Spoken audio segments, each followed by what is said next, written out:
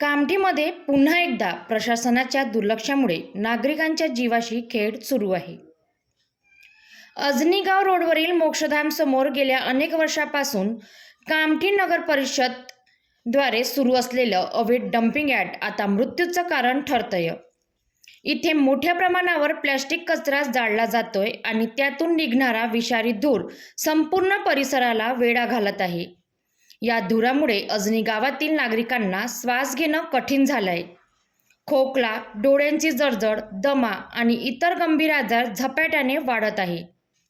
आणि सर्वात धक्कादायक बाब म्हणजे या विषारी धुरामुळे 2 नागरिकांचा मृत्यू झाल्याची माहिती समोर आली आहे.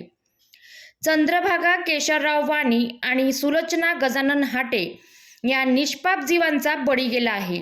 नागरिकांचा आरोप आहे की अनेक वेळा तक्रारी करूनही कामठी नगर परिषद प्रशासनाने पूर्णतः दुर्लक्ष केलं आहे.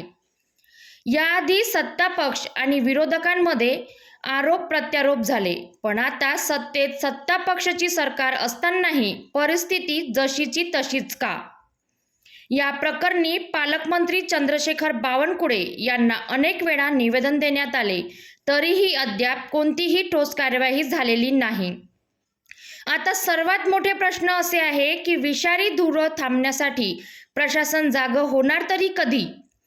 नागरिकांच्या जीवाशी खेळ थांबणार कधी? आणखी किती बळी गेल्यावर कार्यवाही होणार? पब्लिक टू PM न्यूज 24 या गंभीर प्रश्नावर सतत लक्ष ठेवून आहे.